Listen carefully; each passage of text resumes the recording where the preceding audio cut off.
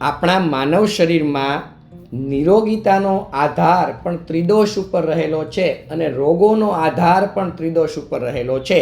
ત્રિદોષ એટલે વાત દોષ, પિત્ત દોષ અને કફ દોષ. જો આ ત્રિદોષ છે તે સમાન અવસ્થામાં રહે છે તો આપણા શરીરમાં નાના મોટા રોગો થતા જ નથી, અને થાય તો અમુક દિવસોમાં તે આપમેળે મટવા લાગે છે. પરંતુ આ કોઈ પણ એક દોષમાં વધઘટ જોવા મળે તો આમાંથી નાના મોટા રોગો થવાની શક્યતા ઊભી થાય છે. ને જો આપણે નહીં ધ્યાન આપીએ, ખાવા પીવામાં નહીં સમજીએ, ડાયટમાં પૂરતું ધ્યાન નથી આપી શકતા, તો આ બધા રોગો છે ને તે આગળ જતાં ભયાનક રૂપ પણ ધારણ કરી શકે છે. તો આજે સરસ મજાની વાત કરવી છે વાત, પિત્ત અને કફ, અને આપણે જે રોટલી ઘરે ખાતા હોય ને એ રોટલી વિશે સરસ મજાની વાત કરવી છે કે આ ત્રિદોષની સમસ્યામાંથી કોઈ પણ એક સમસ્યા હોય આપણા શરીરમાં તો આપણે રોટલીનું સેવન કઈ રીતે કરવું જોઈએ, ને રોટલીનું સેવન શેની સાથે કરી શકાય કે જેનાથી આપણી જે આ વાયુ, પિત્ત અને કફનો જે પ્રોબ્લેમ છે આપણા શરીરમાં એને આપણે ધીરે ધીરે મટાડી શકાય છે. તો સૌ પ્રથમ આપણે વાત દોષ, વાત પ્રકૃતિ ધરાવતી વ્યક્તિઓ માટે વાત કરવી છે. તો કે વાયુનો સ્વભાવ કેવો છે? તો કે તે સૂકો છે, તે ઠંડો છે અને તે ચંચળ છે. તેની ગતિ છે ને તે સ્થિર નથી હોતી. એટલે વાયુ પ્રકૃતિ જે લોકોને હોય ને એ લોકોને પેટ ભારે ભારે લાગે, પેટમાં દબદબો લાગે, થોડું કંઈ જમે ને પેટ ભારે થઈ જાય છે, ભોજન પ્રત્યે અરુચિ ઊભી થાય છે, હોજીનો અગ્નિ મંદ પડી જાય છે, ક્યારેક શરીરમાં કોઈ પણ જગ્યાએ વાયુ વધી જાય તો દુખાવા પણ થાય છે, સતત ઓડકાર આવે છે, ક્યારેક ઉલટી જેવું પણ થાય છે. આ બધા એના ચિહ્નો છે. એટલે આપણે સમજવાનું કે આપણું શરીર છે તે વાત પ્રકૃતિથી ઘેરાયેલું છે. તો વાયુનું શમન કરવા માટે આપણે રોટલીનું સેવન કરવું હોય તો ગરમા ગરમ રોટલીનું સેવન કરવાનું, અને એની ઉપર ગાયનું ઘી ચોપડવાનું, અને ગાયના ઘીમાં ચોપડેલી સરસ મજાની ગરમા ગરમ રોટલીનું સેવન કરવાનું. રોટલી કેટલી ગરમ હોવી જોઈએ કે તમે ખાઈ શકો એટલી ગરમ હોવી જોઈએ. આ પ્રકારે રોટલીનું સેવન કરવું જોઈએ. કેમ કે ગરમા ગરમ જે રોટલી છે એનું સેવન તમે ગાયના ઘી સાથે કરશો એટલે વાયુનું શમન થઈ જાય છે. ને ગાયનું ઘી છે ને તે વાત શામક ગુણધર્મ ધરાવે છે ને તે સ્નિગ્ધ છે, તે ચિકાસયુક્ત છે, એટલે વાત દોષનું તે શમન કરી નાખે છે અને તે સરળતાથી સુપાચ્ય થઈ જાય છે. એટલે તમારા શરીરમાંથી વાત દોષ છે તે ધીરે ધીરે એનું શમન થઈ જાય એટલે વાયુજન્ય જે ચિહ્નો તમારા શરીરમાં દેખાતા હશે એમાં તમને ઘટાડો જોવા મળે છે. હવે આની સાથે તમે કોઈ પણ પ્રકારના શાક તો ખાતા જ હોય, તો આની સાથે તમે કોઈ પણ પ્રકારના જો શાક ખાતા હોય તો એમાં તમારે આદુ છે, લસણ છે, હિંગ છે, અજમો છે, આ પ્રકારના દ્રવ્યોનો તમારે વઘાર તરીકે પ્રયોગ કરવો જોઈએ. કેમ કે આ બધા દ્રવ્યો છે ને એનું કામ શું છે? તો કે વાત દોષનું શમન કરવા માટે તમારી મદદ કરે છે અને વાયુને તે દૂર કરી નાખે એટલે ભોજન પણ સરસ મજાનું પચી જાય છે. અને સાથે એક વસ્તુનું ધ્યાન રાખવાનું, વાયુ વધે એવા દ્રવ્યોનું સેવન ભોજનમાં નહીં કરવાનું. જેમ કે ઠંડી છાશ નહીં પીવાની, ઠંડા કોઈ દ્રવ્યો નહીં લેવાના, શ્રીખંડ બને ત્યાં સુધી અવોઇડ કરવાનો. કેમ કે જ્યાં સુધી આપણે વાત દોષનું શમન ન થાય ત્યાં સુધી ઠંડી વસ્તુનું સેવન ન કરવું જોઈએ. બટેટા છે, કંદમૂળ છે, આ પ્રકારનું ભોજન પણ થોડોક સમય પૂરતું અવોઇડ કરવું જોઈએ. અને કઠોળ પણ થોડોક સમય પૂરતા અવોઇડ કરવા જોઈએ. ક્યાં સુધી અવોઇડ કરવા જોઈએ? કે જ્યાં સુધી વાત દોષનું શમન પૂરેપૂરું આપણા શરીરમાં ન થઈ જાય. એટલે વાયુ જ્યારે પૂરેપૂરું આપણા શરીરમાંથી દૂર ન થાય ત્યાં સુધી આ બધા દ્રવ્યોનું સેવન ન કરવું. એટલે તમને ધીરે ધીરે તમને ખૂબ ફાયદો જણાશે. હવે આપણે વાત કરીશું પિત્ત દોષ. તો પિત્તનો સ્વભાવ કેવો છે? તો કે ઉગ્ર છે, ગરમ છે, ઉષ્ણ છે અને ગુસ્સાવાળો એનો સ્વભાવ છે. તો પિત્ત દોષના લક્ષણોને ટૂંકમાં જણાવું તો બળતરા, પેટમાં બળતરા થાય, ક્યારેક છાતીમાં બળતરા થાય, ક્યારેક આંખોમાં બળતરા થાય, ત્યારે શરીરમાં તપારો જેવું લાગ્યા કરે, તમે ટેમ્પરેચરથી માપો તો કશું ન આવે, અને એમાંય પણ તમને ગુસ્સાનું જોર વધે, ભોજન ક્યાં તો એકદમ વધારે પડતી ભૂખ લાગે અને ક્યાં તો ભૂખ જ ન લાગે. આ પ્રકારના એના લક્ષણો છે. તો પિત્ત દોષવાળી વ્યક્તિઓએ રોટલીનું સેવન કઈ રીતે કરવું જોઈએ?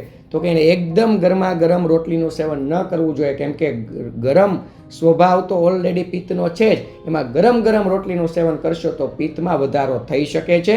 એને થોડીક વખત ઠારેલી રોટલીનું સેવન કરવાનું, અને એમાં પણ ગાયનું ઘી એકદમ માપે ચોપડવાનું. કેમ કે ગાયનું ઘી પણ પિત્તનું શમન કરનાર છે.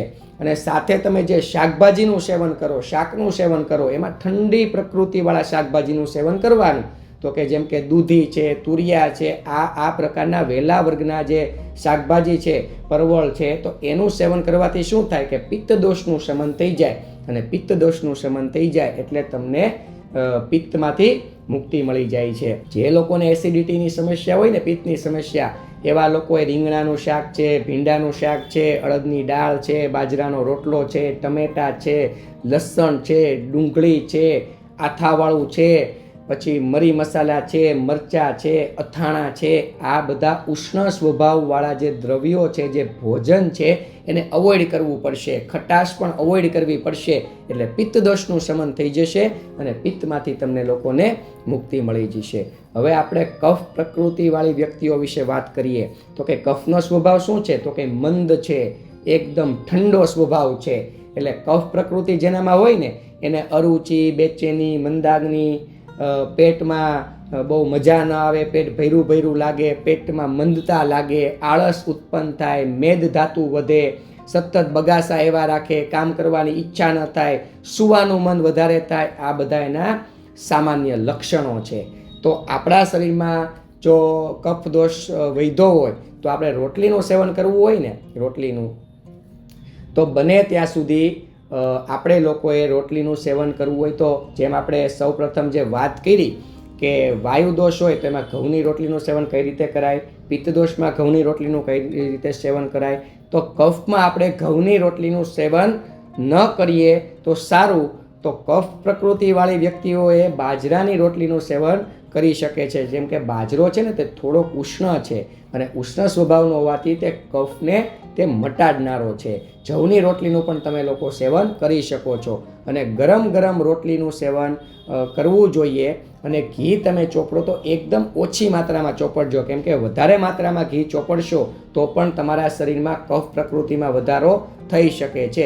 એટલે બાજરાની રોટલી અને એકદમ ઓછી માત્રામાં ઘી અને ગરમા ગરમ રોટલી, જે આપણે ખાઈ શકીએ એટલી ગરમા ગરમ રોટલીનું સેવન થવું જોઈએ.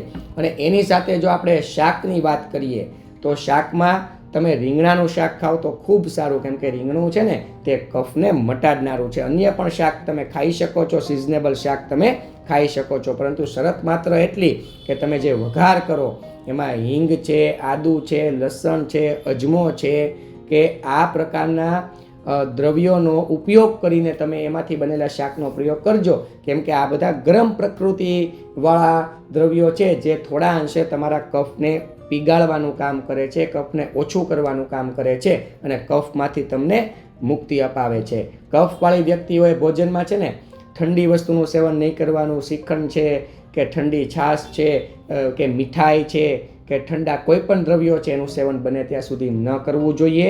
અને બટેટા પણ થોડા અંશે ઓછા ખાવાના, એટલે તમને કફ પ્રકૃતિમાંથી પણ ધીરે ધીરે મુક્તિ મળે છે. વાત, પિત્ત અને કફ, આને આપણે સમજી લઈએ ને એટલે આપણા શરીરમાં રોગો આવતા પહેલાં 100 વખત વિચારે. પરંતુ આપણે વાત, પિત્ત અને કફ ત્રિદોષ પ્રત્યે જ્યારે અજાણ છીએ, આપણને જ્યારે ખબર નથી, ત્યારે રોગો એનો લાભ ઉઠાવે છે અને આપણા શરીરમાં એનું ઘર કરી બેસે છે. પરંતુ આપણા સમાજમાં પણ આપણું એક વર્ચસ્વ હોય એમ આપણા શરીરમાં પણ આપણે વાયુ, પિત્ત અને કફને આપણે બેલેન્સ કરવાનું વર્ચસ્વ રાખવું પડશે અને સમજવું પડશે અને વિચારવું પડશે અને આપણી ડાયટમાં આપણે ફેરફાર લાવવા જ પડશે. તો જ આપણું શરીર નિરોગીતાનો આધાર બની શકશે. આપ સૌને મારા પ્રણામ. જય ધન્વંતરી.